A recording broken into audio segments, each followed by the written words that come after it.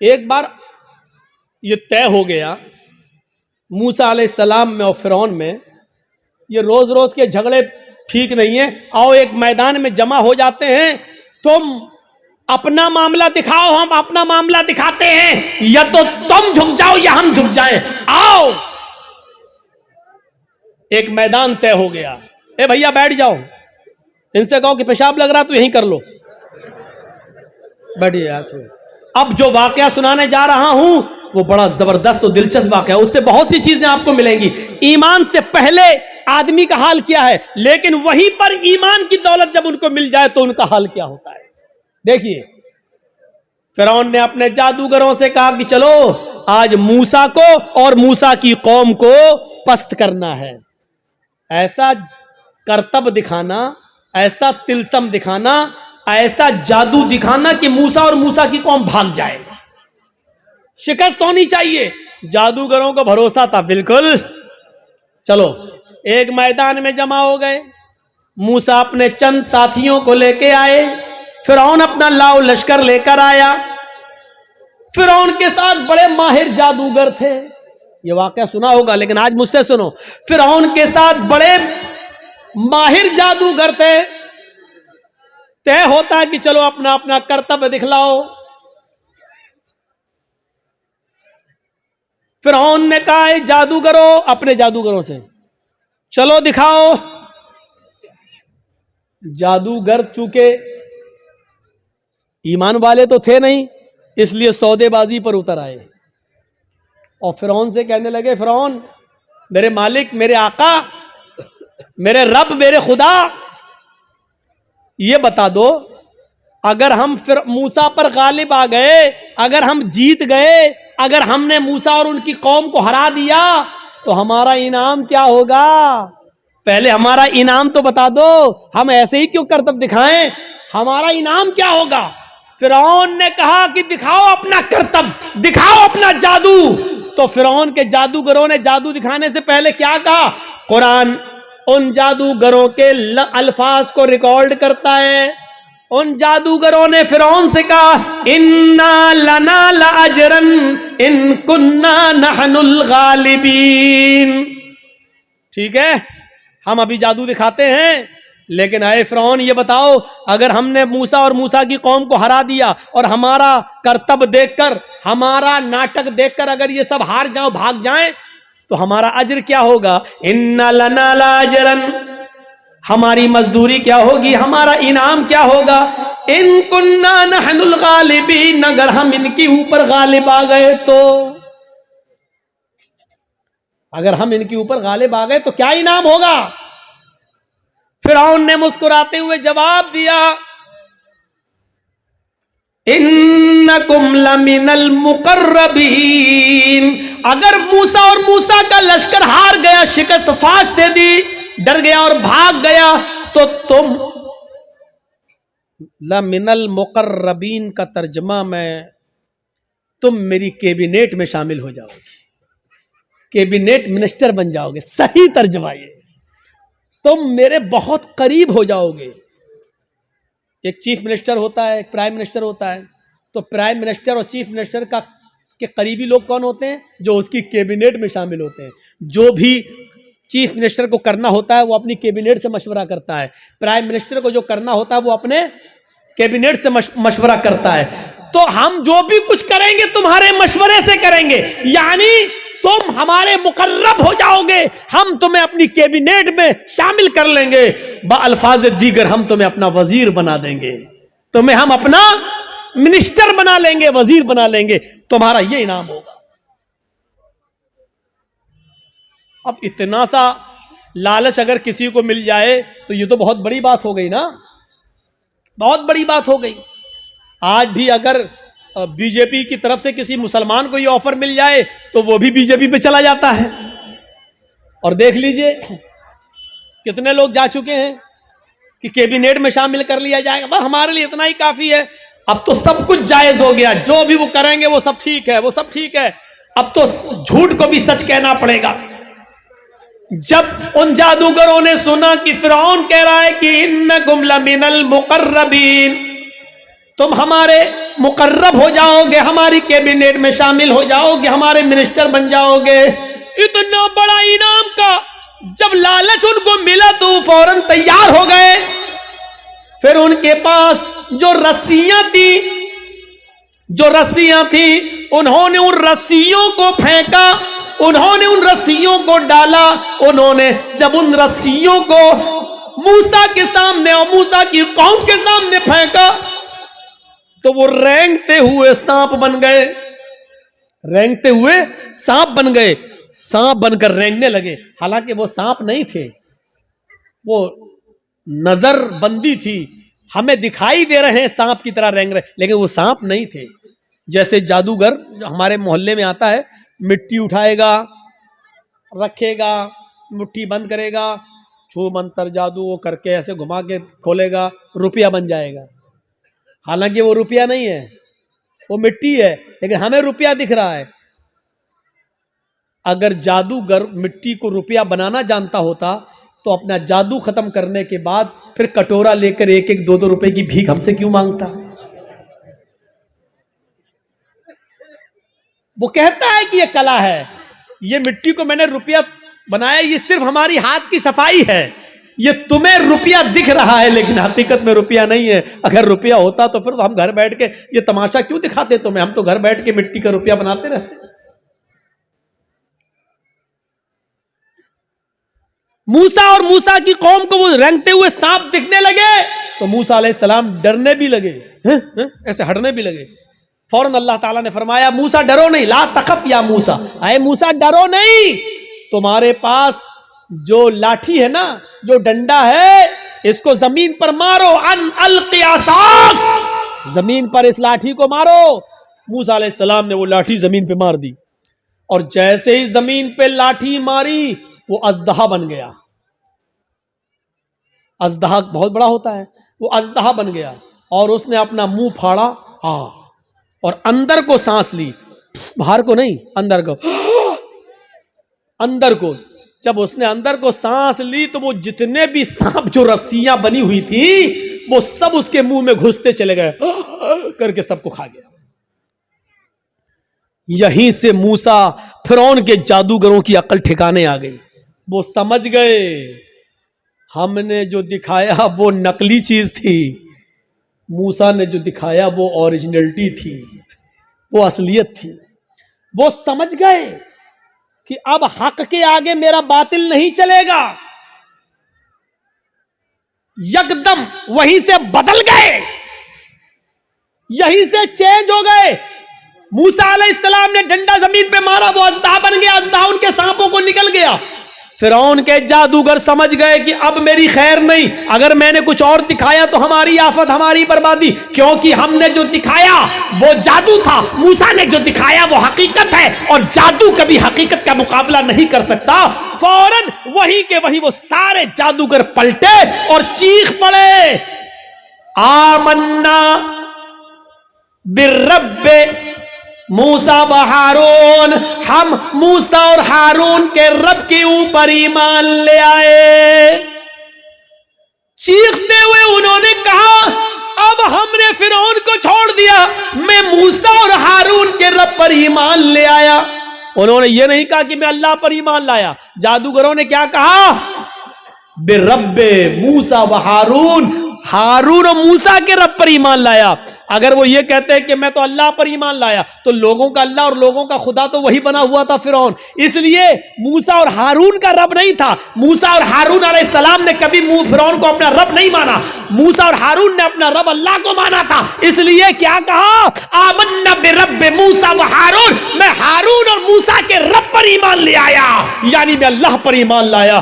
फिरौन तो शजदर रह गया, लाया था मूसा और उनको हराने के लिए, और ये तो हम ही हार गए। ये सारे जादूगर पलट गए, ये सारे जादूगर उधर चले गए। अभी देखिए, जब तक जादू दिखा रहे थे तब तक वो काफिर थे, लेकिन जब मूसा ने अपना हुनर दिखलाया, मौजिजा दिखलाया, तो वो ईमान ले आए। अब ईमान लाने के बाद ताकत देखिए उनके अंदर वही मौजूद है, अभी हटे नहीं, अभी अपने घर नहीं गए। अब जब ईमान ले आए, जब कह दिया मन्ना बिरब्बि मूसा व हारून, जब कह दिया कि हारून और मूसा के रब पर ईमान लाए, तब उनके ईमान लाने के बाद उनके अंदर ताकत क्या आई वो दिखाना चाहता हूं। एक मोमिन के अंदर ईमान जब आ जाए तो उसकी ताकत क्या होती है वो चीज समझ लीजिए। जब वो ईमान लाए तो फिरौन ने कहा ये क्या किया तुमने? तो उन्होंने जवाब दिया कि अल्लाह की तरफ से हक आ जाने के बाद और अपनी आंखों से हक देखने के बाद भी मैं तुम्हारी गुलामी करूं और तुमको अपना रब मानूं, तो हमसे बड़ा बदनसीब कोई नहीं होगा, हमसे बड़ा फिर पागल कोई नहीं होगा। हमने आज अपनी आंखों से हक देख लिया और सच्चाई देख ली और मूसा का मौजिजा देख लिया है। मूसा ने जो दिखाया वो अल्लाह की तरफ से है, इसलिए अब हक आ जाने के बाद हम तुम्हारी गुलामी नहीं कर सकते, हम तुम्हें तरजीह नहीं दे सकते। फिरौन ने कहा तब जानते हो तुम्हारा अंजाम क्या होगा, जानते हो तुम्हारा अंजाम क्या होगा? उन्होंने कहा ए फिरौन फिर हमारे अंजाम को भी बता दो कि क्या अंजाम होगा हमारा। फिरौन ने कहा ला उक़त्तिअन्ना अयदियकुम व अर्जुलकुम मिन खिलाफ थुम्मा ला उसल्लिबन्नकुम अजमईन।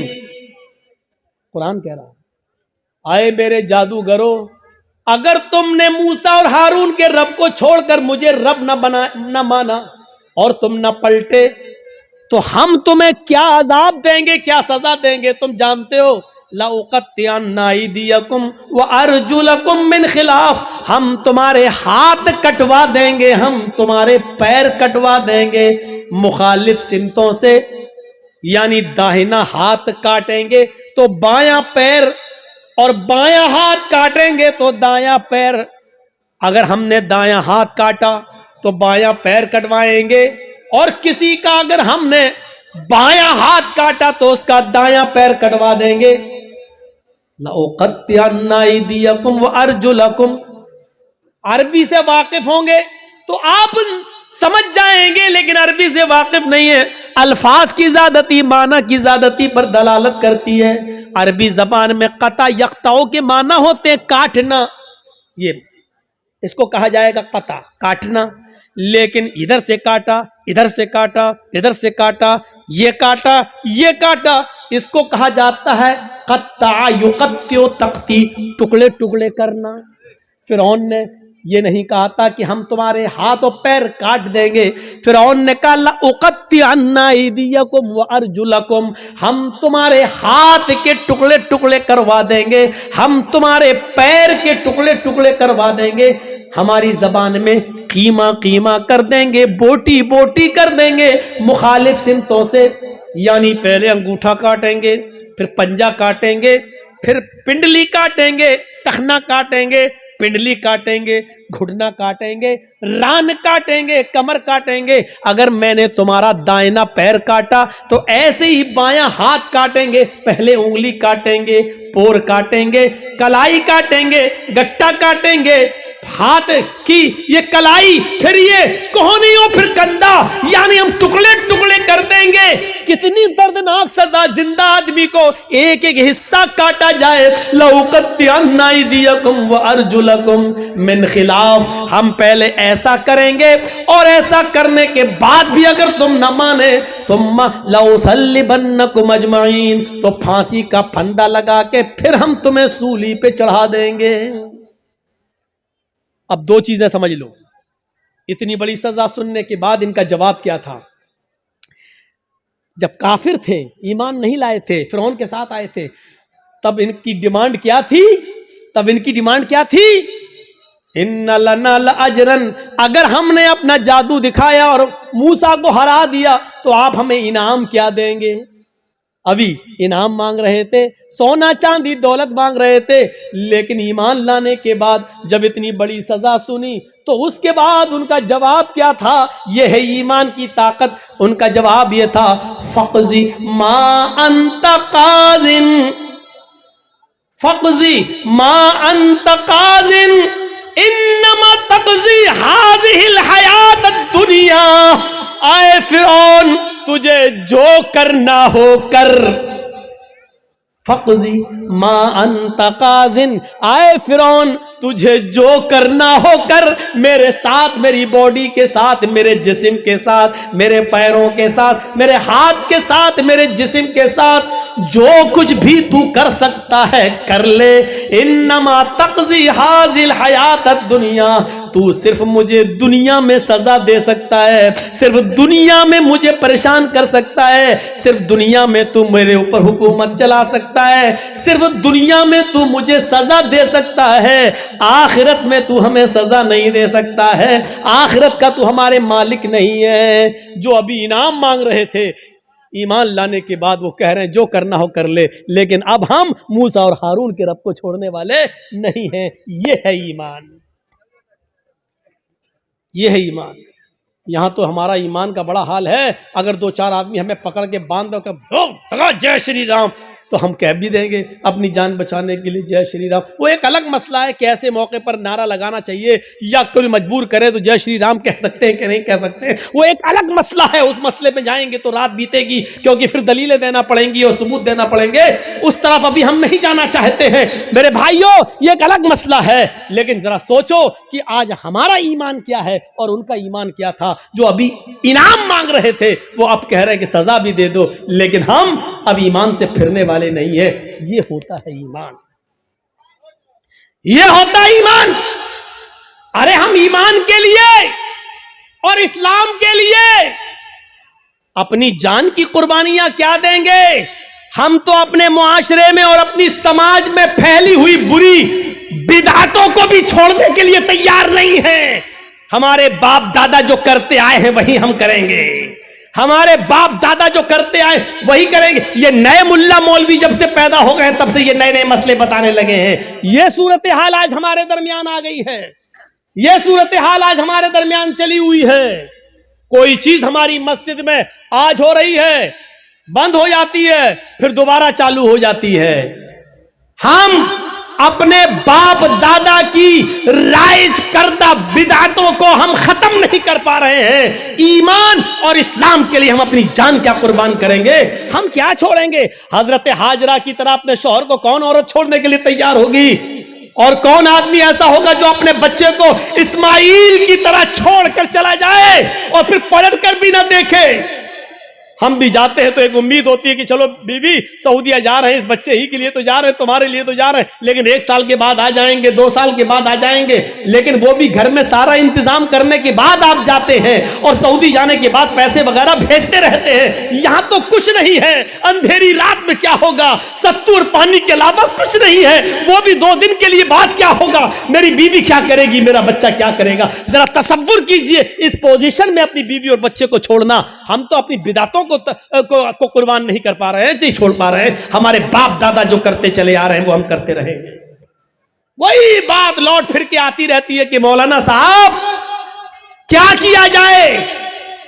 मस्जिद में फर्ज नमाज के बाद इमाम के साथ दुआ मांगना कैसा है, कब्रिस्तान में दुआ करना कैसा है, किसी आदमी के मर जाने के बाद किसी मौलाना के साथ उसके घर पे जाकर भोज खाने के बाद दुआ करना उसकी मग़फ़िरत की, ये कैसा है।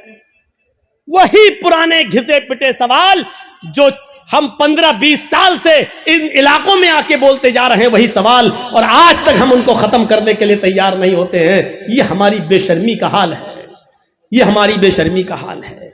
मेरे भाइयों, आज फिर एक बात को जहन में बिठा लो, दुआ करना गलत नहीं है।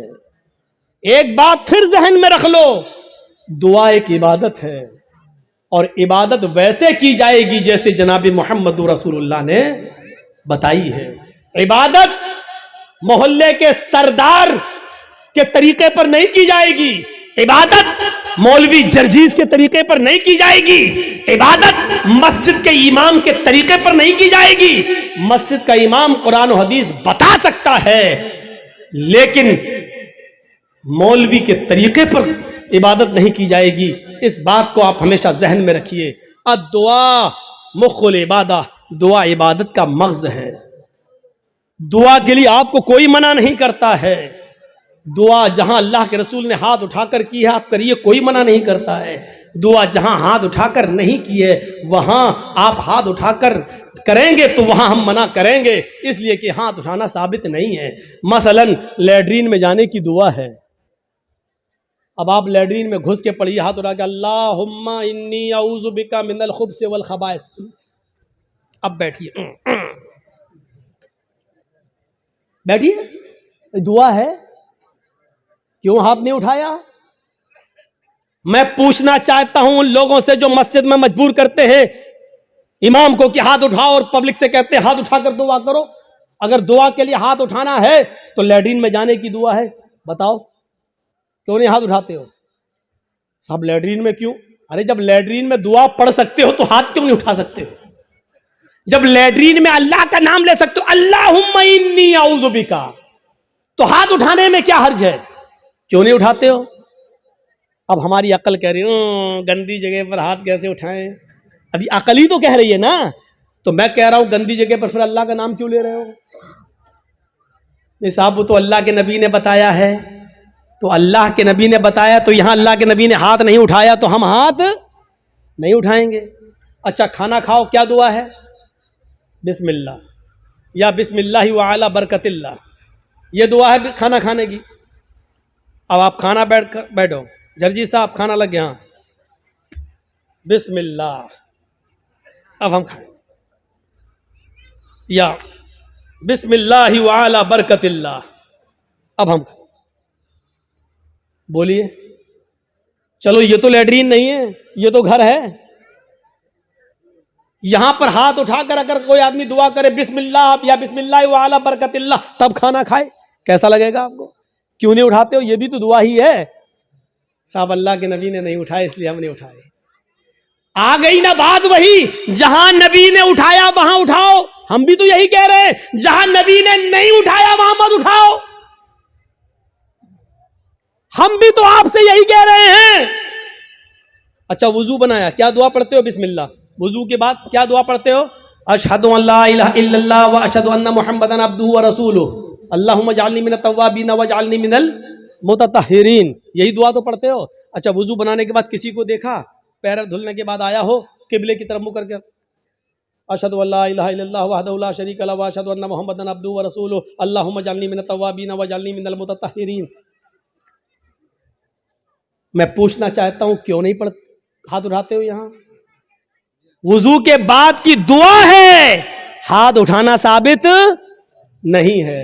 अजान के बाद की दुआ है अल्लाहुम्मा रब्बा हाज़िहि दावति ताम्मा व सलातिल काइमा आति मुहम्मदनिल वसीला वल फजीला, लेकिन हाथ उठाना साबित नहीं है। चांद देखकर दुआ मांगना साबित है, चांद देखकर दुआ मांगी जाए, लेकिन हाथ उठाना साबित नहीं है। इसी तरीके से कब्रिस्तान में जाकर दुआ करना जायज है। अल्लाह के नबी ने फरमाया इस्तगफिरू लिअखीकुम, अपने भाई के लिए दुआ करो। हर आदमी को मिट्टी देने के बाद अपने भाई के लिए दुआ करना चाहिए, लेकिन यहां हाथ उठाना साबित नहीं है। जैसे इन जगहों पर हाथ उठाना साबित नहीं है, ऐसे ही कब्रिस्तान में भी हाथ उठाकर दुआ करना साबित नहीं। या है तो हमें बताओ कहां है? नहीं साहब, उठा लें तो हर्ज क्या है? अब इसका जवाब सुनो। अरे हमने हाथ उठाकर दुआ कर ली तो हर्ज क्या है? तो अब मुझे जवाब दो, लैट्रीन में हमने कह दिया हाथ उठाकर अल्लाहुम्मा इन्नी औज़ु बिका मिनल खुब्स वल खबाइस, तो हर्ज क्या है? मुझे इतना बता दो। अजान के बाद हमने हाथ उठाकर दुआ मांग ली है, अशहदु अल्ला इलाहा इल्लल्लाह, हर्ज क्या है? मुझे बता दो। यहां आपको हर्ज लगता है, मुझे कब्रिस्तान में हाथ उठाकर दुआ मांगने में हर्ज लगता है। क्यों इस्लाम को अपने और अपने बाप दादा के तरीके पर चलाना चाहते हो? इस्लाम चलेगा तो सिर्फ फातिमा के बाप के तरीके पर चलेगा। इस्लाम न तुम्हारे तरीके पर चलेगा, न मेरे, न तुम्हारे बाप के तरीके पर चलेगा, न मौलवी जर्जीज के बाप के तरीके पर चलेगा। इस्लाम चलेगा तो जनाब मोहम्मद रसूलुल्लाह के तरीके पर चलेगा। आपको नमाज पढ़ने के बाद दुआ से कोई नहीं रोकता। यकीन मानिए, नमाज पढ़ने के बाद आप दुआ करिए, हम आपको नहीं रोकते हैं। अच्छा अमल है नमाज पढ़ना, और नमाज के बाद दुआ मांगना अच्छा अमल है। मांगिए, मांगिए, मना नहीं किया जा रहा है, लेकिन यहां अल्लाह के रसूल से हाथ उठाकर दुआ मांगना और नबी के हाथ उठाने के बाद सहाबा का हाथ उठाना और नबी का हाथ चेहरे पर फेर कर पहनना और उसके बाद सहाबा का भी हाथ चेहरे पर फेर लेना, नबी का दुआ मांगना और सहाबा का उस दुआ पर आमीन आमीन कहना, यहां नमाज के बाद साबित नहीं है। इसलिए आपको भी ऐसा नहीं करना है। अकेले आप जितनी लंबी दुआ मांगना चाहे मांगे। आपकी बेटी बड़ी है, शादी के रिश्ते आते टूट जाते हैं, नमाज के बाद दुआ मांगिए, अल्लाह मेरी बेटी को कोई दीनदार रिश्ता अता फरमा दे। आपकी रोजी रोटी में बरकत नहीं, अल्लाह मुझे मेरी रोजी रोटी में बरकत दे। आपको जितनी दुआ मांगना मांगो, ये 2 मिनट वाली दुआ को रस्म मत बनाओ मेरे भाई। इमाम साहब ने कहा अस्सलाम वालेकुम रहमतुल्लाह, अस्सलाम वालेकुम रहमतुल्लाह, अल्लाहुम्मा आमीन आमीन, पीछे कर आमीन आमीन आमीन आमीन। अबे ये कौन सी दुआ है? और 2 मिनट में ला इलाहा इल्लल्लाह मुहम्मदुर रसूलुल्लाह, 2 मिनट में तेरी भी जरूरत पूरी हो गई, 2 मिनट में उसकी भी हो गई। वहां इमाम कह रहा अल्लाह मेरी रोजी रोटी में बरकत दे, आप कह रहे हैं आमीन। अरे फायदा तो इमाम का हो रहा, आपका क्या हो रहा है मुझे बताओ? वो इमाम तो अपनी दुआ कर रहा है?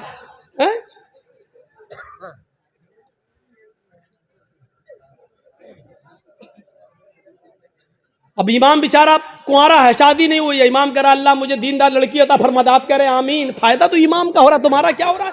अरे इमाम अपनी दुआ मांगे, तुम अपनी दुआ मांगो यार। इमाम की अपनी जरूरतें हैं, तुम्हारी अपनी जरूरतें हैं। इमाम का बेटा बीमार है, उसके पेट में दर्द है, वो कह रहा अल्लाह मेरे बेटे को शिफा अता फरमा दे। तुम्हारे बाप को कैंसर है, तुम अपनी दुआ मांगो अल्लाह मेरे बाप को कैंसर है, अल्लाह मेरे बाप को शिफाए कामिला और आजिला अता फरमा। अरे इमाम के साथ साथ तेरे आमीन कहने से मखसूस दुआएं हो रही हैं। इमाम तेरे लिए दुआ नहीं कर रहा है और तुम जो आमीन आमीन कह रहे हो उसमें तुम्हारे लिए दुआओं पे आमीन नहीं कही जा रही है। अरे तुम अपनी दुआ मांगो, इमाम की जरूरत 2 मिनट में पूरी हो रही है, तुम्हें कुछ ज्यादा मांगना तुम ज्यादा मांगो। ये क्या दुआ है कि जब इमाम की सारी जरूरतें पूरी हो रही हैं उसी वक्त तुम्हारी भी हो रही हैं। 2 मिनट में तुम्हारी भी दुआ हो गई, उसकी भी दुआ हो गई। अब हमने कुछ और मांगना था लेकिन अब हम नहीं मांग पा रहे हैं क्योंकि इमाम ने हाथ फेर लिया, हमें भी फेरना पड़ रहा है? अब हमें कुछ और मांगना है। मेरी बीवी हमें कुछ समझती ही नहीं है, अब अल्लाह मेरी बीवी को मेरा फर्मा बरदार बना दे। अब इमाम तो हाथ फेर चुके हैं, अब कैसे दुआ मांगे? अब मांगना चाह रहे हैं लेकिन हाथ गिर भी नहीं रहे, लेकिन मजबूरी में फेरना पड़ रहा है। अब फेरना पड़ा, अब मुंह में कहना पड़ रहा अल्लाह मेरी बीवी को हिदायत दे। इसको आदत मत बनाइए मेरे भाई। दुआ को हम मना नहीं कर रहे हैं, नमाज के बाद भी दुआ को मना नहीं कर रहे हैं। दुआ को हम सिर्फ इसलिए मना कर रहे हैं कि सलाम फेरने के बाद आदमी आज़ाद हो गया है। वो अपनी दुआ मांगे, आप अपनी दुआ मांगिए। वो 2 मिनट मांगो, 5 मिनट मांगो, 10 मिनट मांगो, 15 मिनट मांगो, आधा घंटा मांगो। और दुआ तो मेरे भाइयों मजमे में है, सही बताऊं तो दुआ का हक अदा ही नहीं होता है। दुआ का हक अदा तो तन्हाई में होता है, जब कोई ना देख रहा हो, 2 रकात नमाज पढ़ के अपने आप को सबसे छिपा कर रो रो कर आंखों से आंसू बहा बहा कर दुआ की जाए, तब दुआ का मजा कुछ और है मेरे भाइयों। ये दुआ का मजाक है। अल्लाह गांव में बहुत ज्यादा लफड़ा, अल्लाह मेरे गांव में बरकत दे, अल्लाह मेरे चौधरी को समझा दे, अल्लाह मेरे ये आमीन आमीन मोहम्मद रसूलुल्लाह। ये दुआ का मजाक है यार, मत बनाओ मजाक। इतना मजाक दुआ का कभी नहीं बनाया गया जितना हम दुआ का मजाक बना रहे हैं। हाथ उठाकर भी मांग सकते हो लेकिन अकेले तन्हा।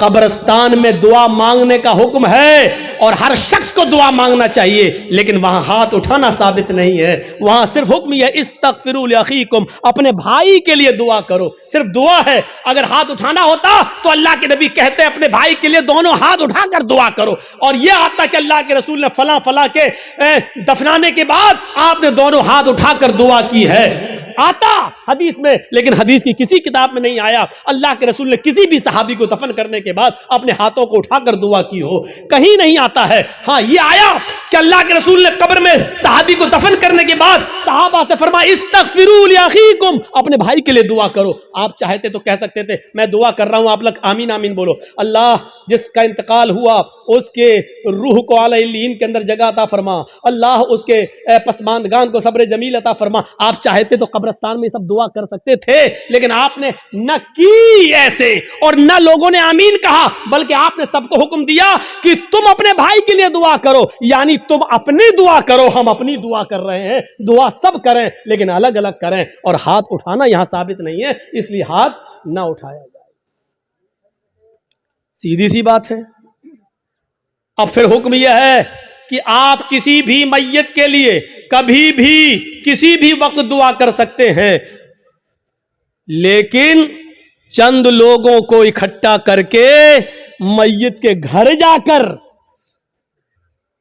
उसको सब्र की तलकीन करने के बाद, भोज वोज खाने के बाद या दुआ करने के बाद भोज खिलाया जाता है। मुझे नहीं मालूम आपके यहां क्या होता है। और वहां घर पे जाने के बाद फिर इमाम साहब दुआ करते हैं और उस घर के सब लोग आमीन आमीन कहते हैं।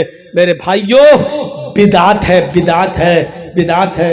इस बुरी रस्म को बंद करिए, इस नौटंकी को बंद कीजिए। मैं इसको नौटंकी कहता हूं।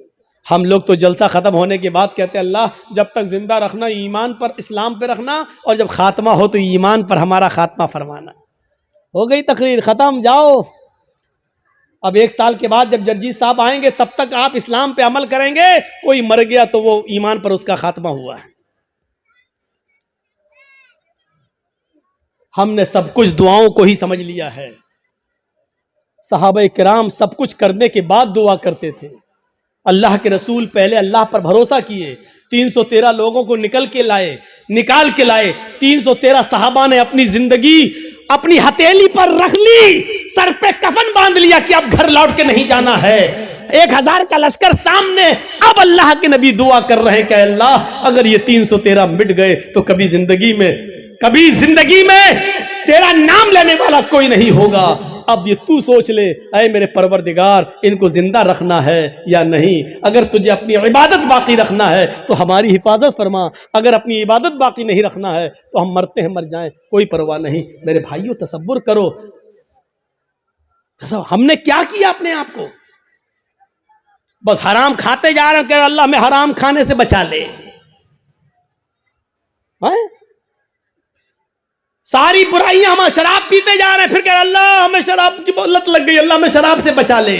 अल्लाह के बंदे पहले सब कुछ छोड़ फिर दुआ कर। अल्लाह के बंदे पहले हराम छोड़ और हलाल खा और उसके बाद दुआ करके अल्लाह मुझे अब जो हलाल खाया है इसी पर कायम रखना। अल्लाह हराम का लुक्मा मेरे हलक के नीचे ना उतरने पाए। अब दुआ करो, हराम खाते जाओ और दुआ करो अल्लाह हराम से बचा ले। शराब पीते रहो और दुआ करो अल्लाह शराब से बचा ले। बेपर्दगी के साथ हमारी माँ बहन बेटियां निकलती रहो और दुआ करे अल्लाह हमें पर्दा करने की तौफीक अता फरमा। जिंदगी में नहीं मिलेगी ऐसी तौफीक। इन्नल्लाह ला युगय्यिरु मा बिकौमिन हत्ता युगय्यिरु मा बिअनफुसिहिम। अल्लाह किसी कौम की हालत उस वक्त तक नहीं बदलता जब तक कि कोई कौम अपनी हालत को खुद बदलने की फिक्र नहीं करती है। पहले हमें चेंज होना पड़ेगा, पहले हमें बदलना पड़ेगा। पहले जमाने की औरतें अगर अपने बच्चों को बद्दुआ भी देती थी तो उसमें भी दुआ निकलती थी। बच्चा शरारत कर रहा है, कभी ये कभी वो उठाया फेंक दिया, कभी मां परेशान, हाय हाय हाय, मां परेशान और मां ने गुस्से में अपने अंदाज में बद्दुआ दी। लेकिन आप इसको बद्दुआ नहीं कह सकते हो। जब देखा कि बच्चा बहुत शरारत कर रहा है तो बद्दुआ देते हुए कहा अल्लाह तुझे काबे का इमाम बना दे। गुस्से में बद्दुआ भी दी तो उसमें भी दुआ छलक रही थी। यानी उस जमाने की औरतों को गुस्से में भी ऐसी बद्दुआएं नहीं मालूम थी कि जो बच्चों की जिंदगी तबाह कर दे। हमारी माओ की जबान से क्या निकलता, कुत्ते मर जाओ, परेशान करके रख दिया।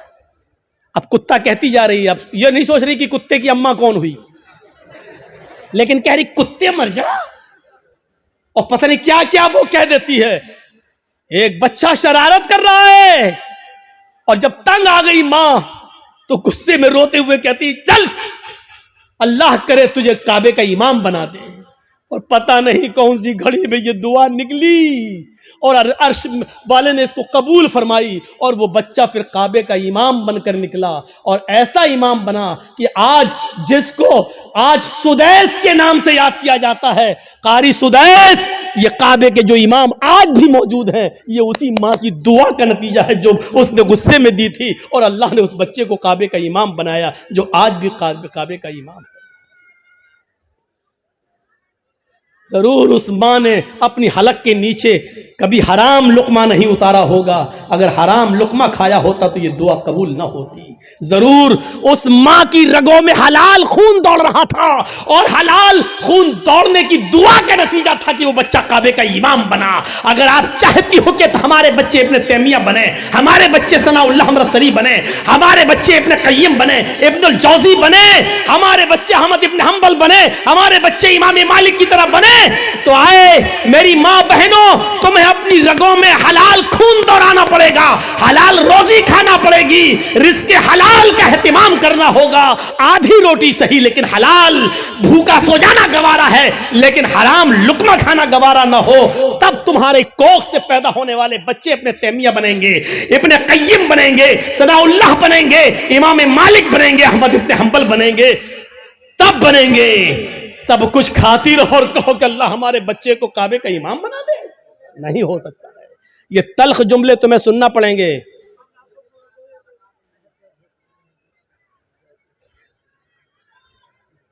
सुनना पड़ेंगे तल्ख जुमले। तसव्वुर करो क्या था वो जज्बा। सुमैया शर्मगाह में नेजा दाखिल, हाथ पीछे से बंधे और फिर भी इस हालत में क्या दुआ कर रहे हैं। आप ये नहीं कहोगे आपका बेटा हॉस्पिटल में भर्ती है, वेंटिलेटर पर रखा हुआ है, या कोई बाप वेंटिलेटर पर रखा है, आप हमारे पास आएंगे, जर्जी साहब महलदार पाड़ा में आए, जुमे का खुतबा देना है, आप पर्ची लेके आएंगे, मौलाना साहब जुमे के खुतबे में के बाद हमारे अब्बू के लिए दुआ कर दीजिए, अल्लाह उनको शिफाए कामिला अता फरमाए। ऐसे मौके पर भी आपको इस दुआ की फिक्र होगी कि हमारे अब्बू के लिए दुआ कर लो कि अल्लाह उनको शिफा दे, लेकिन इस मौके पर दुआ ये नहीं होगी कि अल्लाह रब्बुल आलमीन से ये दुआ कीजिए कि मेरे बाप का खातिमा ईमान पर हो, वो इस दुनिया से जाए तो गुनाहों से पाक को साफ जाए, अल्लाह मेरे बाप को गुनाहों से तौबा करने की तौफीक अता फरमा। ये दुआ आप नहीं करवाएंगे मस्जिद के इमाम से और जर्जी साहब से, आप दुआ ये करवाएंगे कि कहो अल्लाह ताला उनको शिफाए कामिला और आजिला अता फरमाए। मैं ये नहीं कह रहा हूं कि ये दुआ करना गलत है, जायज है, लेकिन सुनो हजरत सुमैया ने उस मौके पर यह नहीं कहा अल्लाह मेरी हिफाजत फरमा, अल्लाह इसने नेजा मारा है तू मुझे शिफा दे, अल्लाह मेरी शर्मगाह में जो जख्म हो गया है उसको ठीक कर दे। उसने ये दुआ नहीं की, उसने दुआ ये की या रब्बी सब्बित कदमैया अला दीनिक, अल्लाह अपने दीन पर, अल्लाह ईमान पर मेरे कदम को साबित रख दे, अल्लाह ऐसा ना हो कि इसकी तकलीफें मुझसे मेरा ईमान छीन ले। ये क्या चीज थी? ये ईमान था, ये ईमान था। ये कौन सा जज्बा था? आइए जरा मुझे इस जज्बे की तरफ लेकर चलिए और बताइए ये कौन सा जज्बा था कि हजरत इब्राहीम अलैहिस्सलातु वस्सलाम को हुक्म होता है कि अपनी बीवी हाजरा को और छोटे बच्चे इस्माइल को बियाबान जंगल में छोड़कर चले आओ। इब्राहीम अलैहिस्सलाम अपनी बीवी हाजरा को और उस बच्चे को लेकर जा रहे हैं। उस वक्त तक बीवी को पता नहीं कि ये मुझे लेके कहां जा रहे हैं। मेरा शौहर है, जहां जा रहा है मैं भी जाऊंगी, मेरा शौहर है, मुझे उनके साथ चलना है, मेरे पति है, मुझे उनके साथ जाना है। चंद दिनों के सफर के बाद एक बियाबान जंगल आ जाता है। उस बियाबान जंगल के अंदर अपनी बीवी को छोड़ देते हैं, अपने बच्चे को छोड़ देते हैं। हाजरा को उसी जंगल में छोड़ दिया। इस्माइल जो अभी अपनी मां का दूध पीते हैं उसी जंगल के अंदर छोड़ दिया। थोड़ी देर बैठते हैं, सस्ताते हैं और फिर वहां से जाने लगते हैं। इस मंजर पर जरा गौर कीजिए मेरे साथियों, यह मंजर हमें कुछ और बताता है।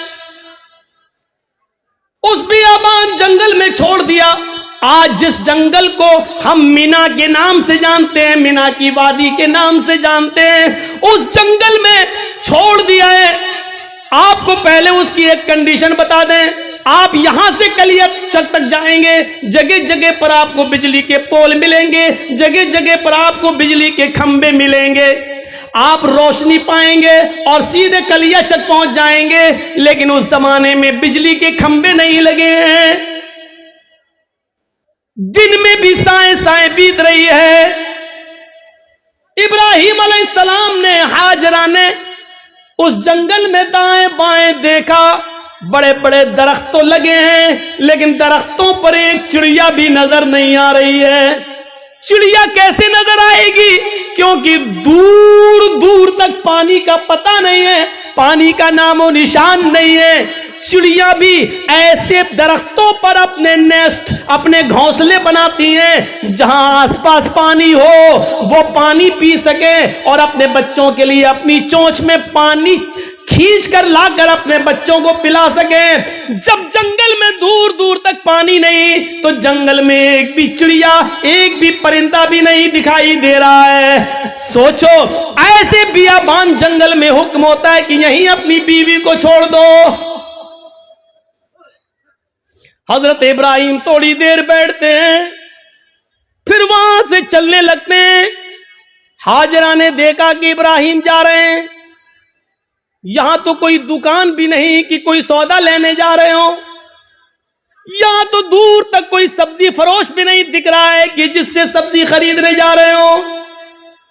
जब उनको जाते हुए देखती हैं, अपने बच्चे को जमीन पर लिटाती है, जमीन पर, और पीछे पीछे चल के कहती हैं, कहां जा रहे हो? इब्राहिम अलैहिस्सलाम ने इस जुमले का जवाब नहीं दिया। कहां जा रहे हो कुछ नहीं बोला, सीधे और आगे बढ़ते हैं। बीवी ने कहा, रे मैं पूछ रही हूं कहां जा रहे हो? इब्राहिम अलैहिस्सलाम ने अभी भी जवाब नहीं दिया। इब्राहिम अलैहिस्सलाम सीधे चले चले जा रहे हैं, पीछे मुड़कर देखने का नाम नहीं लेते। न बीवी को देख रहे हैं, न बच्चे को देख रहे हैं, चले चले जा रहे हैं। हाजरा ने अब पीछे से उनका दामन थामा, पीछे से उनका कुर्ता पकड़ा, पीछे से उनका दामन पकड़कर खींचा और खींच कर कहा, मैं कुछ पूछ रही हूं कि कहां जा रहे हो? हजरत इब्राहिम अलैहिस्सलाम ने ऐसे अपनी बीवी का हाथ पकड़ा और उसको यूं पकड़ के झटक दिया और आगे बढ़ने लगे। तब बीवी चीख कर कहती है, आ इब्राहिम, कुछ तो बोलो, क्या मैंने आपकी बीवी होकर आपकी कोई नाफरमानी की है? हक के रिफाकत को अदा करने में मुझसे कोई गुस्ताखी हुई है? मियां बीवी के जो हुकूक होते हैं उसमें कोई हमसे कमी हुई है? खिदमत में कोई कमी हुई है? आपकी सेवा में कुछ कमी हुई है? मुझसे कोई लग़्ज़िश हुई है जो इस बियाबान जंगल में मुझे और इस बच्चे को अकेले छोड़ के जा रहे हो? इब्राहिम अलैहिस्सलाम की आंखों में आंसू आ गए, लेकिन आंसुओं को जमीन पर नहीं गिरने दिया। आंखें चढ़ा ली, नजरें आसमान पे डाली और आंखों से गिरने वाले आंसुओं को आंखों ही में पी गए। उसका एक कतरा भी जमीन पर नहीं गिरने दिया। फिर इसका भी जवाब नहीं दिया, आगे बढ़ते गए। जब इसका भी जवाब नहीं मिला तो हाजरा एक जुमला कहती हैं, ऐ इब्राहिम, जा रहे हो तो जाओ, लेकिन ये बताओ कि कब आओगे? इब्राहिम अलैहिस्सलाम के पास इस बात का भी जवाब नहीं, कुछ नहीं बोल रहे हैं। आगे बढ़ते चले जा रहे हैं, खुशी खुशी लाए, अच्छी बातें करते हुए लाए, बीवी से प्यार भरी बातें करते हुए लाए, लेकिन जब जंगल में छोड़ा तो ऐसे पीठ फेर ली जैसे ये मेरी बीवी ही ना हो। जो पूछ रही है उसका भी जवाब नहीं, बीवी के सवाल भी गलत नहीं है, सही कह रही है कि मुझे अकेले, इस बच्चे को अकेले छोड़ के जा रहे हो, और वो भी इस बियाबान जंगल में, लेकिन जवाब नहीं है। आगे और बढ़ते हैं तो लास्ट में बीवी कहती है, हाजरा, हाय इब्राहिम, जब तुम जवाब ही नहीं दे रहे हो, ये भी नहीं मालूम कि कब आओगे, शाम तक आओगे, कल आओगे, 2 दिन बाद आओगे, 1 हफ्ते के बाद आओगे, 1 महीने के बाद आओगे, 1 साल के बाद आओगे, या आओगे ही नहीं? किसी भी सवाल का जवाब जब तुम्हारे पास नहीं है तो मैं इसको क्या समझूं? इसका भी जवाब नहीं। कहती हैं, आ इब्राहिम, मैं आपकी बीवी हूं, मैं आपकी अमानत हूं, पता नहीं आप कब आए, अपनी इस अमानत को किसके हवाले करके जा रहे हैं, ये तो बता दो।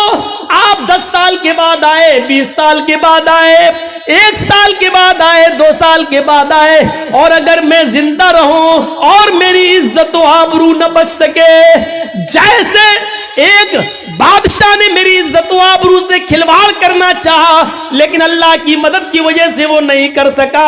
आए वो अगरचे सारा थी, दूसरी बीवी थी, और उसके बदले में फिर उसने हमें भी दे दिया एक लौंडी की शक्ल में, जिसको आपने अपनी बीवी बना लिया।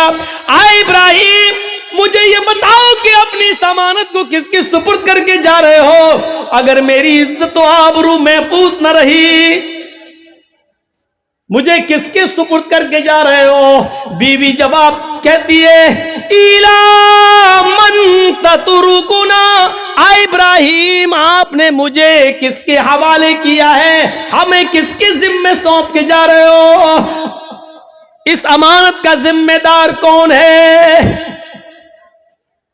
जब हाजरा ने यह कहा, कुरान के अल्फाज, इला मन ततरुकुना, आपने मुझे किसके सुपुर्द किया है? आपने मुझे किसके हवाले किया है? तब इब्राहिम अलैहिस्सलाम अब इसका जवाब देते हैं, लेकिन हाजरा की तरफ देखकर नहीं, बच्चे की तरफ देखकर नहीं। अगर पीछे घूमूंगा, बीवी की शक्ल दिखेगी, मासूम बच्चे को देख लूंगा, तो कहीं बीवी की और बच्चे की मोहब्बत मेरे दिल में ना आ जाए, और फिर मैं जिस काम के लिए अल्लाह के हुक्म से जा रहा हूं, उस काम से कहीं मैं रुक ना जाऊं। ईमानी ताकत देखिए, ईमानी इस ताकत की वजह से वो बीवी को नहीं देख रहे हैं, बच्चे को नहीं देख रहे हैं। बीवी की मोहब्बत है, बच्चे की मोहब्बत है, लेकिन ईमान की ताकत देखिए। क्या कहते हैं, न बीवी को देखना गवारा, न बच्चे को देखना गवारा, और बीवी कह रही है कि मुझे किसके सुपुर्द करके जा रहे हो? इस जंगल में तो चिड़ियां भी नहीं है,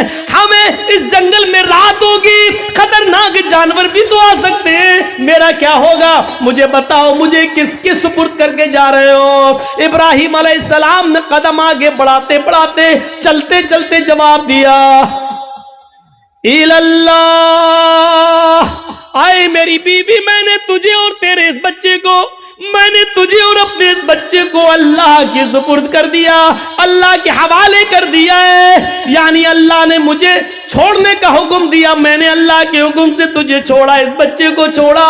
मैं कहां जा रहा हूं मुझे पता नहीं, अल्लाह जहां ले जाएगा मैं जाऊंगा, जो हुक्म देगा मैं करूंगा, कब आऊंगा इसका भी कोई पता नहीं, जब तक उसकी इजाजत हुक्म ना होगा मैं नहीं आऊंगा। आए मेरी बीवी, मैंने तुझे और इस बच्चे को अल्लाह के सुपुर्द कर दिया है, अल्लाह के हवाले कर दिया है। अब इब्राहिम अलैहिस्सलाम की बीवी का भी जवाब सुनो। जब देख लिया कि मेरे शौहर ने मुझे अल्लाह के सुपुर्द कर दिया, तो उसके ईमान की कैफियत देखो। अब हाजरा के अंदर भी अल्लाह का नाम सुनकर जो ईमान पैदा हुआ, जो ईमानी ताकत आई, अब वो उस जंगल के खतरों से नहीं डर रही है, उस बियाबान जंगल से नहीं डर रही है, उस जंगल के अंदर रात में कितने खतरनाक जानवर आएंगे उनसे नहीं डर रही है। इब्राहिम से कहती है, जब आपने मुझे अल्लाह के सुपुर्द कर दिया, अल्लाह के हवाले कर दिया, जाइए, अब आपको रुकने की जरूरत नहीं है। इज़न ला युज़िउदल्लाहु अबदा। आ इब्राहिम, मेरी तरफ से और बच्चे की तरफ से बेफिक्र हो जाइए, चिंता मत करिए, घबराइए नहीं, अल्लाह हमको जाए नहीं करेगा, अल्लाह हमको बर्बाद नहीं करेगा, अल्लाह हमारा नुकसान नहीं करेगा, क्योंकि आपने मुझे अल्लाह के हवाले कर दिया है, अल्लाह के सुपुर्द कर दिया है। ये होती है ईमान की ताकत, जो आज हमारे अंदर नहीं है। ये ईमान जब हमारे अंदर नहीं है तो जिल्लत तो आएगी, रुसवाई तो आएगी। अल्लाह ने इसी ईमान के बारे में कहा था, वला तहनु वला तहजनु व अंतुमुल अलौना इन कुंतुम मोमिनीन। हम इज्जत देंगे, बुलंदी देंगे, लेकिन ईमान पहले पैदा करो अपने अंदर, मोमिन बनकर दिखाओ। हाजरा ने मोमिना बनकर दिखाया। इब्राहिम ने मोमिन बनकर दिखाया तो अल्लाह की मदद भी आई और बुलंदी भी मिली। अब देखो अल्लाह की मदद कैसे आती है, जब ईमान इनके अंदर पैदा हो गया, इब्राहिम ने अपने ईमान का हक अदा किया, हाजरा ने भी ईमान का हक अदा किया। अभी तक पीछे पीछे दौड़ रही थी कि बताओ मेरा क्या होगा। लास्ट में कहती है कि मुझे किसके सुपुर्द करके जा रहे हो। जवाब मिला अल्लाह के। फिर हट जाती है और कहती अब जाओ हमारे और बच्चे की तरफ से बेफिक्र हो जाना, अल्लाह ने जो हुक्म दिया उसको करिए, अल्लाह हमें जाय नहीं करेगा, अल्लाह हमें बर्बाद नहीं करेगा। वो उस बियाबान जंगल में रुक जाती है, उसी जंगल में रहने लगती है। गौर करो कि उस जंगल में 2 या 3 दिन के लिए ही पानी था, 2 या 3 दिन के लिए सत्तू था, इसके अलावा हाजरा के पास कुछ नहीं था। सत्तू खत्म हो जाते हैं, पानी खत्म हो जाता है, कोई काफिला भी वहां से गुजरता नहीं है। क्यों कोई काफिला गुजरेगा, कोई बस्ती भी आबाद नहीं है, दूर दूर तक पानी का पता नहीं है। मैं मां हूं, 2-4 दिन भूखी प्यासी रह सकती हूं, लेकिन ये मासूम बच्चा है जो मेरा दूध पीता है, जब मुझे कुछ मिलेगा नहीं तो दूध बनेगा कैसे। मैं खाऊंगी तो दूध बनेगा, जब दूध बनेगा तो बच्चा पिएगा। मैं प्यासी हूं, 2-4 दिन रह सकती हूं, लेकिन बच्चे को प्यासा कैसे रखा जा सके। गौर करो, तमाम शक्को शुबहात उस औरत के दिल में है, लेकिन अल्लाह पर भरोसा है, ईमान है अल्लाह की जात पर। अपने बच्चे को लिटाती है, कहती है चलो कोशिश करके देखती हूं पानी मिल जाए।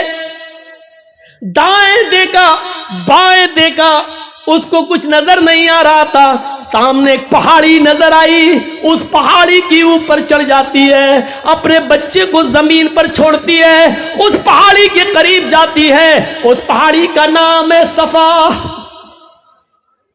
उस पहाड़ी पे चढ़कर, ऊंचाई पे चढ़कर नीचे की तरफ देखती है। हम तो मस्जिद की छतों पे चढ़ के चांद को ऊपर की तरफ देखते हैं, ईद का बकरीद का चांद। वो ऊंचाई पर चढ़कर नीचे की तरफ देखती है, शायद इस पहाड़ी के नीचे कोई बस्ती रहती हो, कोई गांव हो, कोई अल्लाह के बंदे रहते हो, और मैं उनसे थोड़ा सा पानी मांग लूं बच्चे को पिलाने के लिए। वो जिस उम्मीद के साथ गई, उसकी उम्मीद पूरी नहीं हुई। पहाड़ी पे चढ़ के नीचे देखती है, लेकिन वहां कोई बस्ती नहीं है, कोई आबादी नहीं है, कोई गांव नहीं है। उसने उस बस्ती, उस पहाड़ी पे चढ़ के फिर घूमकर दूसरी तरफ देखती है कि उधर भी एक पहाड़ी नजर आ रही है। चले उस पहाड़ी के ऊपर चढ़ के देखे, शायद उधर पानी मिलता हो, या उस बस्ती के, उस पहाड़ी के नीचे कोई बस्ती आबाद हो। वो वहां से चलती है, कुछ देर रुक के चलती है, स्लो चलती है, और बच्चे की प्यास जब उसके दिमाग में आती है तो थोड़ा सा तेज दौड़ती है, तेज दौड़ती है, फिर थोड़ा सा स्लो होती है। वो 2-3 बार तेज दौड़ती है, 2-3 बार स्लो दौड़ती है। सफा से मरवा जाती है, लेकिन मरवा जाने के बाद भी उसको कोई बस्ती नजर नहीं आती।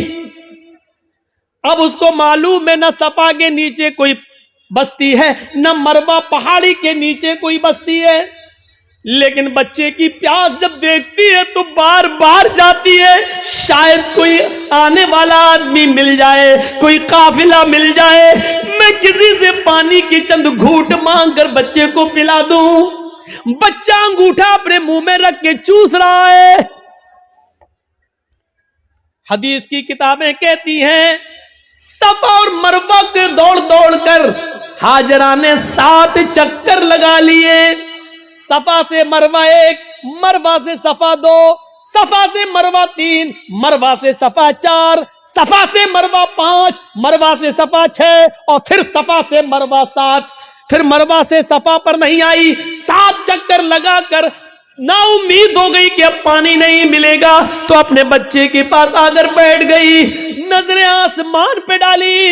इलाहुल आलमीन, तुझे मालूम है, तू सब कुछ जानता है, तेरी जात से कोई चीज छिपी हुई नहीं है, 3 दिन पहले जब मेरा हस्बैंड, मेरा शौहर जा रहा था, मैंने उससे पूछा मुझे और इस बच्चे को किसके हवाले करके जा रहे हो? उसने कहा इल्लाह, अल्लाह के हवाले, इलाहुल आलमीन, मेरा पति मुझे तेरे सुपुर्द करके गया है, इस बच्चे को तेरे सुपुर्द करके गया है। मैंने भी यकीन दिलाया अल्लाह मुझे जाए नहीं होने देगा।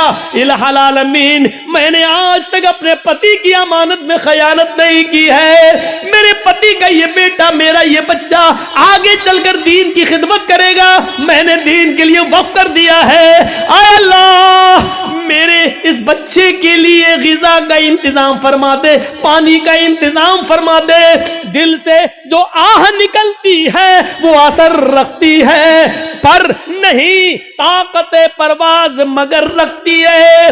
ऊपर से अल्लाह रब्बुल आलमीन ने जिब्रील को हुक्म दिया, आए जिब्रील क्या देख रहे हो? मेरी बंदी मुझे पुकार रही है और मेरा बंदा इब्राहिम इन दोनों को, इस्माइल और हाजरा को मेरे सुपुर्द करके गया है।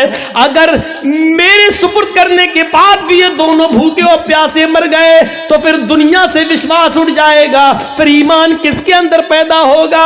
आए जिब्रील, जाओ, जिस जगह इस्माइल एड़ियां रगड़ रहे हैं उसी जगह पर तुम अपना पर मारो और फिर मेरी कुदरत का करिश्मा देखो।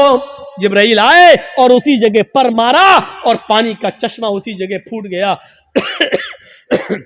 इब्राहिम, इस हाजरा ने देखा कि पानी का चश्मा निकल गया तो वो रोकने लगी, पानी है वो बह रहा है, वो रोक रही है, इधर ना चला जाए, उधर ना चला जाए। वो समझ रही थी शायद अभी ये थोड़ी देर के लिए बंद हो जाएगा, तो समेट रही हैं और जज्बात में कह रही, पानी तो बहता जा रहा है, वो ऐसे लेती चुल्लू, ऐसे रोक रही है और कहती जम जम, अबरानी जबान का लफ्ज जम जम, अरे कहां जा रहा, रुक रुक रुक, जम जम, जम जम का मतलब रुक रुक, ठहर जा।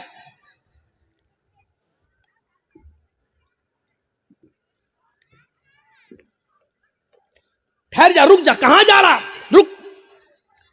ये जमजम का लफ्ज भी अल्लाह के रसूल को इतना पसंद आया कि आपने जमजम के लफ्ज को जमजम ही रहने दिया, इसके लिए कोई अरबी का लफ्ज इस्तेमाल नहीं किया। रुक रुक, पानी नहीं रुकता तो उन्होंने मुडेर बांध दी, वही मिट्टी से इकट्ठा करके ऐसे बनाती चली गई, मुडेर बांध दी। अल्लाह के नबी ने एक बार खुतबा दिया था और कहा था अल्लाह हाजरा पर रहम फरमाए, अगर हाजरा ने मुंडेर न बांधी होती तो अल्लाह उस पानी को पूरी दुनिया में फैला देता। और जो चीज़ पूरी आम हो जाए तो उसकी कदर कम हो जाती है। आज देख रहे हो ना, हमारे मुल्क में भी बहुत से लोग एक पानी की पूजा करते हैं, गंगा जल, लेकिन चूंकि वो इतनी ज़्यादा तादाद में है कि अब उसकी कोई कदर नहीं रह गई है। बाकायदा गवर्नमेंट को गंगा की सफाई के लिए पैसा देना पड़ता है और गंगा की सफाई की वजह से सरकारें बदल भी जाती हैं, इसने गंगा का ख्याल नहीं रखा है। और कभी कभी गंगा का नाम लेकर लोग बोर्ड भी मांगते हैं, न मुझे आपने बुलाया है न मैं आया हूँ, मुझे माँ गंगा ने बुलाया है। इस तरीके से लोगों को भावुक करके माँ गंगा को माँ कहकर इस तरीके से लोग उसको नीलाम भी करते हैं। एक तरीके से देखा जाए तो इस तरीके से आज उस पानी की क्या कदर है। लोग उसमें पेशाब भी कर रहे हैं, पायखाना भी कर रहे हैं, लेटरिन भी कर रहे हैं, सब कुछ हो रहा है उसके अंदर है? इसीलिए उसकी सफाई के लिए पैसा मांगा जा रहा है, ये किया जा रहा है, वो किया जा रहा है। लेकिन जमजम को देख लो आज कितनी कदर की नजरों से देखा जाता है। आज भी सऊदिया में होने के बावजूद भी आप देख लीजिए उस पानी की कैसी कदर है, उस पानी की इज्जत कैसी है। और उस पानी की खुसूसियत यह है कि जो लोग 5 साल पहले हज करके आए हैं और जमजम लेके आए होंगे, आज भी उनके घर में जमजम अगर 5 साल पुराना भी रखा होगा तो उसमें न तो कीड़े पड़े होंगे न जरासीम पड़े होंगे। ये एक कैफियत, ये एक कशिश रखी है अल्लाह रब्बुल आलमीन ने उस पानी के अंदर। ये जीता जागता मौजज़ा, चश्मा जारी हो गया। ईमान था तो अल्लाह ने इज्जत भी दी, ईमान था तो अल्लाह ने बुलंदी भी दी। ईमान की ताकत होनी चाहिए। और इतना ही नहीं, अब आप कहोगे कि हाजरा को इज्जत क्या मिली? इज्जत नहीं मिली। वो हाजरा जो ईमान की ताकत की वजह से इब्राहिम को छोड़ देती है और अपने बच्चे के लिए पानी की तलाश में सफा से मरवा के चक्कर लगाती है। 7 चक्कर लगाए। मैंने कहा था शुरू में, कभी स्लो दौड़ती है, कभी तेज दौड़ती है। अल्लाह के रसूल सल्लल्लाहु अलैहि वसल्लम ने हज का रुकन बना दिया है, सफा और मरवा के चक्कर लगाओ। जब तक तुम सफा और मरवा के चक्कर नहीं लगाओगे, न तुम्हारा हज माना जाएगा, न तुम्हारा उम्रा माना जाएगा। और औरतों के लिए तो खास कर दिया कि तुम तो सीना तान कर अकड़ कर तेज न दौड़ो, क्योंकि तुम्हारी बेपर्दगी होगी। लेकिन हाजरा जहां जहां तेज दौड़ी थी और थोड़ा सा अकड़ के ऐसे दौड़ी थी, अल्लाह के नबी सल्लल्लाहु अलैहि वसल्लम ने मर्दों को हुक्म दे दिया कि जब भी वो सफा से मरवा, मरवा से सफा के चक्कर लगाएं, तो जहां हाजरा तेज दौड़ी थी वहां उनको भी तेज दौड़ना है। जहां हाजरा स्लो हुई थी वहां तुम्हें भी स्लो होना है। और हाजरा ने जहां सीना निकाल कर दौड़ लगाई, वहां तुम्हें भी थोड़ा सा सीना निकालना। अब इतना भी नहीं कि गामा पहलवान लगो है, तो जहां थोड़ा सा हल्का था सीना निकाल के चली थी, तुम्हें भी उतना निकाल के चलना है।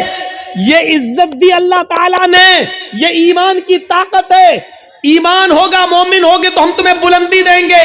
इससे बड़ी एक औरत की इज्जत क्या होगी? किसी भी मजहब के अंदर औरत को यह इज्जत नहीं मिली। हाजरा ने जहां अपना कदम रखा, हर हाजी वहां अपना कदम रखता है। जहां हाजरा दौड़ी थी, हर हाजी को वहां दौड़ना पड़ता है। हाजरा ने जितने चक्कर लगाए, हर हाजी को उतने चक्कर लगाना पड़ते हैं। और हाजरा के नक्शे कदम को अल्लाह ने अपनी इबादत का एक हिस्सा बना लिया। एक औरत के पैरों के निशान, एक औरत के पैरों की टापें, एक औरत की पैरों की पैरों की धड़कने, पैरों की खटखटाहट को अपनी इबादत का हिस्सा जोड़ दिया है कि जब तक तुम हाजरा की इस अदा को जिंदा नहीं करोगे, हमारी इबादत का हक अदा नहीं होगा। तुम हमारी इबादत नहीं कर सकते हो। हाजरा के नक्शे कदम को अपनी इबादत से जोड़ दिया हो, इससे बड़ा मकाम क्या होगा, इससे बड़ा दर्जा क्या होगा? जरा अंदाजा लगाओ। दुनिया की सारी कौमें चीखती और चिल्लाती रहें कि औरतों को इस्लाम ने 4 दीवारी में बंद कर दिया, बुरके में रखकर उनकी तरक्की की राह में रुकावट बन गए।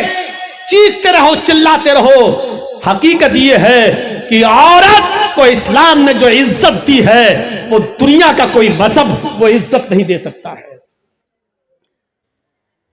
आप बाप हैं, कितना भी जहेज दे दो अपनी बेटी को, लेकिन आपके मरने के बाद आपकी वरासत में उसको हिस्सा मिलेगा, वो महरूम नहीं हो सकती है। ये याद रखो, बाप की वरासत में से भी हिस्सा मिलेगा। शादी के बाद अगर उसका शौहर मर गया तो शौहर की वरासत में से भी उसको हिस्सा मिलेगा।